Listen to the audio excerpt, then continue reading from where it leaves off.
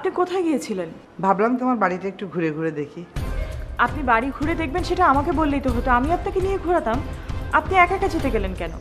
বিশ্বাস করো, তোমার কোনো কিছুতে আমি হাত দিইনি, কিচ্ছু দিইনি। তোমার বিশ্বাস না হয় আমার ব্যাগ তুমি চেক করতে পারো। ছি ছি, আমি কি সেটা বলেছি নাকি?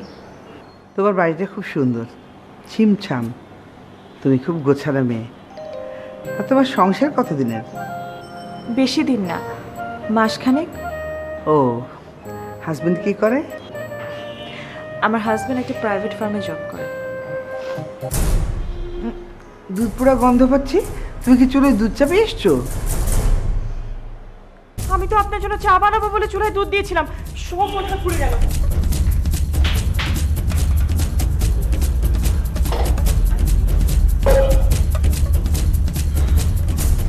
মনে হচ্ছে স্বেচ্ছায় একটা বিপদ ডেকে আনলাম ঘরে। মহিলা তো ভীষণ ডেঞ্জারাস, একা একা আমার বাড়ি ঘুরে ঘুরে দেখছে। আচ্ছা, উনি সিআইডির পুলিশ না তো? শুনেছি সিআইডি পুলিশরা নানা রকম বেশ ধরে তথ্য সংগ্রহে আসে। সিআইডি পুলিশ আমার বাড়িতে আসবে কেন? কিসের তথ্য? কি সব যে ভাবছি। চাই মারুফকে একটা ফোন করে আসি।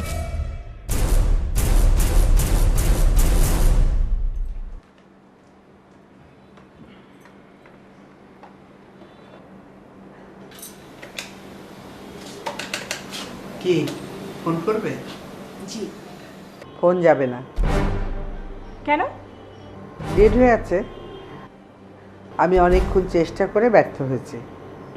আপনি চেষ্টা করেছেন মানে আপনি কি আপনার কোনো আত্মীয় নাম্বার খুঁজে পেয়েছেন? না, তাহলে এই না বললেন আপনি ফোন করার চেষ্টা করেছেন? এমনিতেই কতক্ষণ উল্টো পাল্টা টিপে দেখলাম ফোন বাইরে যায় কি।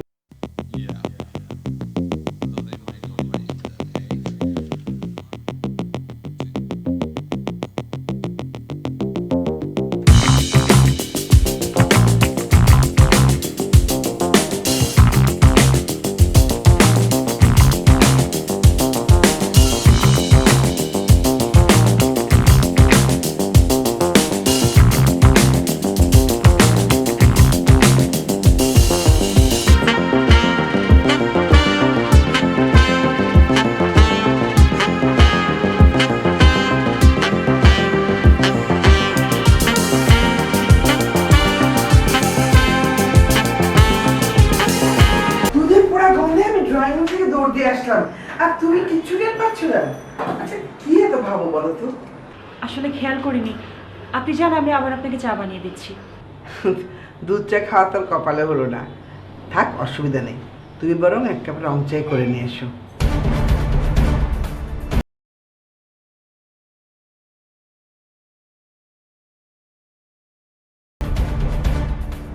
এ কি, ভদ্রমহিলা তো সহজ নয়, আমাকে রীতিমতো ধমকাধমকি শুরু করেছে। না, বোকামির শাস্তি বোধহয় পেতেই হবে আমাকে। কেন চোখে ঢুকতে দিয়েছিলাম?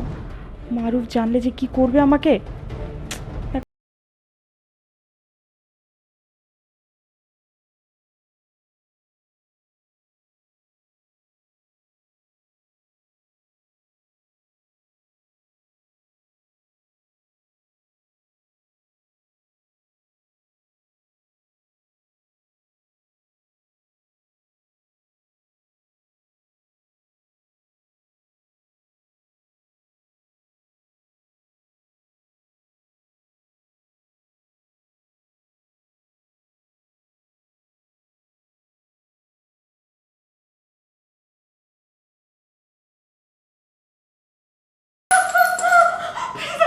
আমাকে গুলি করবেন না, আমাকে গুলি করবেন না।